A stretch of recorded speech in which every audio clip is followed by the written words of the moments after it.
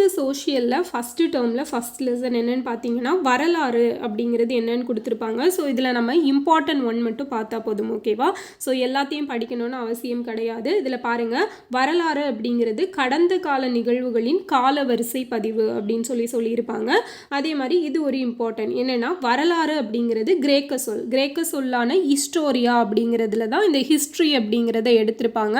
And இதோட பொருள் என்னென்னா விசாரிப்பதன் மூலம் கற்றல், ஓகேவா? ஸோ அப்போ வந்து இது இம்பார்ட்டன்ட் ஆனது. ஹிஸ்டோரியா அப்படிங்கிறது கிரேக்க சொல், அதுலேருந்து தான் ஹிஸ்ட்ரி அப்படிங்கிறத எடுத்திருப்பாங்க, ஓகேவா? ஸோ நான் உங்களுக்கு இது சொல்லும்போது எப்படி எந்தெந்த பாயிண்ட்ஸ் படிக்கணும், எல்லாமே உட்காந்து படிக்கணுமா அப்படிங்கிற ஒரு சின்ன கிளாரிட்டி கிடைக்கும், அதுக்காக தான், ஓகேவா? இது பாருங்கள், நாணயவியல். ஸோ நாணயம் அதன் வரலாறு தொடர்பான அறிவியல் சார்ந்த துறை தான் நாணயவியல் அப்படிங்கிறது. ஸோ நாணயவியல்னா என்ன அப்படிங்கிறதையும் இதில் சொல்லியிருக்காங்க. ஸோ பாறை ஓவியங்களை பற்றி சொல்லியிருப்பாங்க, வேற ஒன்றும் இருக்காது. ஸோ பழங்கால மனிதர்கள் வந்து எப்படி வேட்டையாடினாங்க, ஸோ மலைப்பாறை, குகை இதில் எல்லாம் பாறை ஓவியங்களில் இருந்து அந்த வரையப்பட்டிருக்கிற பாறை ஓவியங்கள்லேருந்து தான் நமக்கு வந்து அவங்கள பற்றி தெரிய வந்திருக்கும், ஓகேவா? ஸோ அதன் மூலமாக தான் நம்ம தெரிஞ்சுக்கிறோம் அவங்க வந்து பாறை ஓவியம் வரைஞ்சாங்க அப்படிங்கிறத, அதை பற்றி தான் சொல்லியிருப்பாங்க, ஓகேவா? நெக்ஸ்ட்டு பார்த்தீங்க அப்படின்னா இதில் இம்பார்ட்டன்ட் அப்படின்னா ஸோ கல்வெட்டியல். ஸோ கல்வெட்டுகளில் பதிவு செய்யப்பட்ட செய்திகளை ஆராய்வதற்கான துறையை தான் கல்வெட்டியல் அப்படின்னு சொல்கிறாங்க. அதே மாதிரி தம்மா, ஸோ தர்மா அப்படின்னு நம்ம சொல்லுவோம் இல்லையா, அதுதான். ஸோ தம்மா அப்படிங்கிறது பிராகிருத சொல், ஓகே? ஆல்ரெடி ஹிஸ்டோரியா பார்த்தோம். ஹிஸ்டோரியானா கிரேக்க சொல், தம்மா அப்படிங்கிறது பிராகிருத சொல், ஓகேவா? இதை தான் சமஸ்கிருதத்தில் தர்மா அப்படின்னு சொல்கிறாங்க. இதோட பொருள் என்ன? அறநெறி அப்படிங்கிறது, ஓகே? அப்போ இது வந்து ஒரு இம்பார்ட்டன்ட் பாயிண்ட், ஓகேவா? நெக்ஸ்ட் வந்து வலிமை மிக்க பேரரசர் அசோகர் அப்படின்னு சொல்லி அசோகரை பற்றின சில இம்பார்ட்டன்ட் டீட்டெயில்ஸ் எல்லாம் கொடுத்துருப்பாங்க. என்னன்னு பாருங்க, பண்டைய இந்திய அரசர்களில் பேரும் புகழும் பெற்ற அரசர் யாரு? அசோகர், ஓகேவா? ஸோ இவரோட ஆட்சியில் தான் என்ன ஆயிருக்கும்னா புத்த மதம் வந்து ஆசியாவோட பல்வேறு பகுதிகளுக்கு வந்து பரவி இருக்கும். இவர் என்ன பண்ணியிருப்பாரு, கலிங்க போருக்கு பின்னாடி பல உயிர்கள் மடிவதை கண்டு வருந்தி போர் தொடுப்பதை கைவிட்டார், ஓகே? அதாவது இவர் என்னன்னு சொல்லுவாங்க அப்படின்னா, ஒரு போரில் வெற்றி கண்ட பிறகு நான் போரே புரிய மாட்டேன் அப்படின்னு சொல்லி போரை கைவிட்ட ஒரே அரசன் யாரு தான்னா அசோகர் மட்டும்தான், ஓகேவா? ஸோ இவர் வந்து அந்த போரில் நிறைய பேர் இறந்ததை பார்த்துட்டு இவரே இனிமேல் நான் போரே பண்ண மாட்டேன் அப்படிங்கிற முடிவுக்கு வர்றாரு. அதுக்கப்புறம் தான் புத்த சமயத்தை தழுவுறாரு, ஓகேவா? ஸோ அமைதியும் அறத்தையும் பரப்புவதற்காகவே தன் வாழ்நாளை அர்ப்பணிச்சிருப்பார். ஸோ பொதுமக்களுக்கு அவர் ஆற்றிய சேவை முன்மாதிரியாக விளங்கியது. வெற்றிக்கு பின் போரை துறந்த முதல் அரசர் யார்? அசோகர், ஓகே? ஸோ அதே மாதிரி இந்த பாயிண்ட் ரொம்ப ரொம்ப முக்கியம்.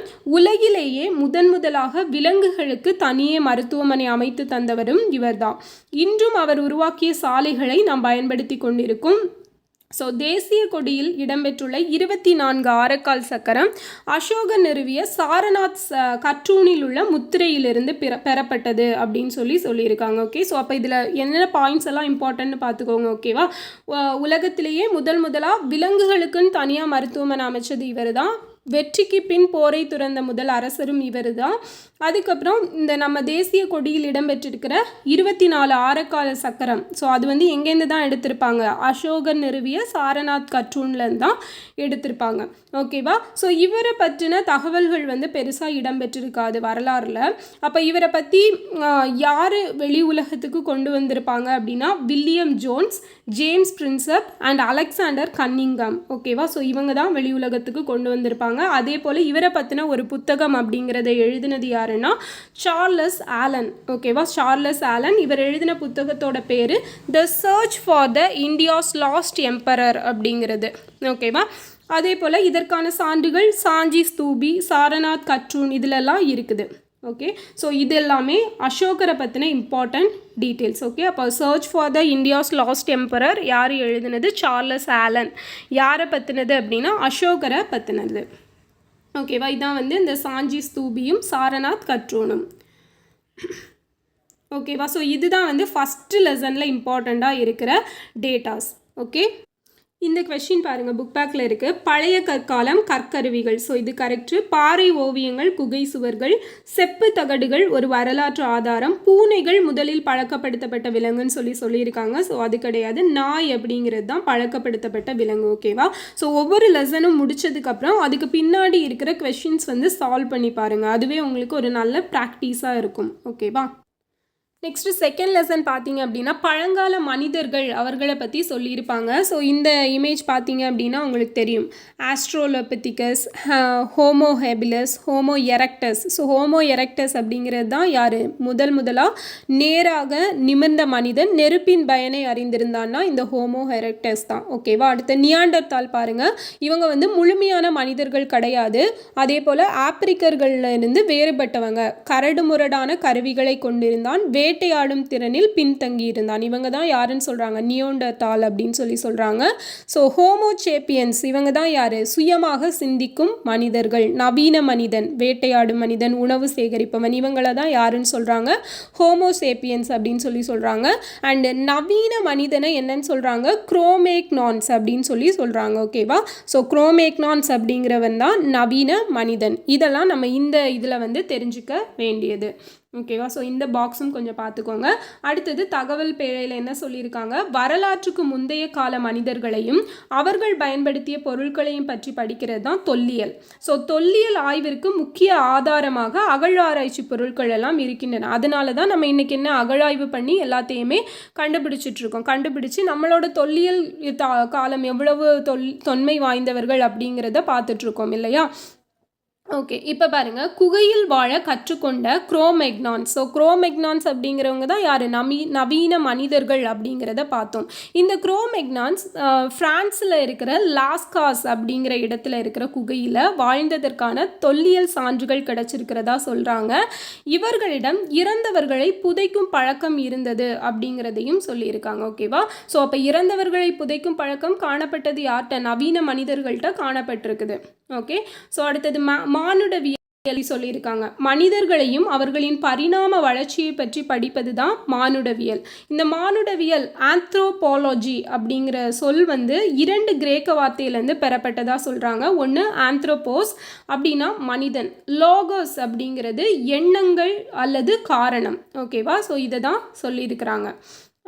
இதில் இதுதான் வந்து இம்பார்ட்டன்ட். நெக்ஸ்ட் பாருங்கள், இந்த மனிதர்களும் அவளது வாழ்விடங்களும் அப்படின்னு சொல்லி ஒரு பாக்ஸ் கொடுத்துருக்காங்க. ஸோ ஆஸ்ட்ரலோபித்திகஸ் இவங்களோட வாழ்விடம் கிழக்கு ஆஃப்ரிக்கா. ஹோமோ ஹெபிலிஸ் ஸோ இவங்களோட வாழ்விடம் பார்த்தீங்க அப்படின்னா south Africa. Homo erectus Africa மற்றும் ஏஷியா. நியாண்டர்தால் அப்படிங்கிறவங்க யுரேஷியா, அதாவது ஐரோப்பா மற்றும் ஆசிய பகுதிகளில். ஸோ இந்த பாக்ஸையும் பார்த்துக்கோங்க. Okay, so Australopithecus, Homo habilis, Homo erectus, Neanderthal. இதில் இம்பார்ட்டன்ட்னு பார்த்தீங்கன்னா ஹோமோ எரெக்டஸும் நியாண்டர்தாலும் தான் ரொம்ப ரொம்ப இம்பார்ட்டன்ட். நெக்ஸ்ட் இது கேட்பாங்க பாருங்கள், ஆயுதங்கள் செய்ய சிக்கி முக்கிகள் மிகவும் ஏற்றதாக இருந்தது. ஓகேவா? ஸோ இது ஒரு இம்பார்ட்டன்ட் பாயிண்ட், நோட் பண்ணிக்கோங்க. நெக்ஸ்ட், தீப்பெட்டியை பயன்படுத்தாமல் நெருப்பை உருவாக்கும் பழக்கம் காணப்பட்டது எங்க? நீலகிரி மாவட்டத்தில் இருக்கிற சில மாவட்டங்களில் இன்றைக்கும் காணப்படுது அப்படிங்கிற ஒரு டீட்டெயிலாக கொடுத்துருக்காங்க. ஸோ மனிதர்கள் நெருப்பை உருவாக்க சிக்கிமுக்கி கற்களையும் பயன்படுத்தினார்கள். ஓகே, நெக்ஸ்ட் இந்த பகுதிகள் எங்கெங்கே இருக்குன்னு பார்த்துக்கோங்க. கீழ்வலை வந்து விழுப்புரத்தில் இருக்கக்கூடியது, உசிலம்பட்டி வந்து மதுரை. ஸோ இது நமக்கு தெரியும். குமுதிபதி கோவை, மாவடைப்பு கோவை. ஓகே, ஸோ கீழ்வலை விழுப்புரம் நல்லா பார்த்துக்கோங்க, மாவடைப்பு கோவை. ஓகேவா? பொறிவரை கரிக்கையூர் நீலகிரி. Okay, so Karikkaiyur Nilgiri, Porivarai. இந்த பிளேஸ் எல்லாம் என்னன்னு பார்த்தீங்கன்னா தமிழ்நாட்டில் இருக்கிற பழங்கால பாறை ஓவியங்கள் காணப்பட்ட இடங்கள். ஓகேவா? ஸோ கொஞ்சம் நல்லா பார்த்துக்கோங்க எந்த பிளேஸு என்னென்ன இடத்துல இருக்குது.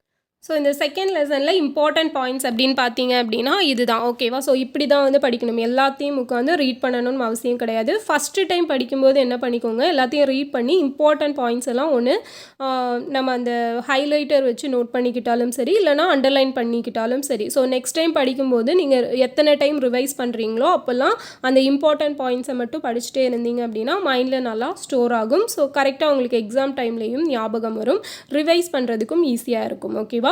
ஸோ இந்த மாதிரி டெய்லி லெசன்ஸ் பார்க்கலாமா இல்லையா அப்படிங்கிறத கமெண்ட் பண்ணுங்கள். நெக்ஸ்ட் வீடியோவில் பார்க்கலாம். தேங்க்யூ.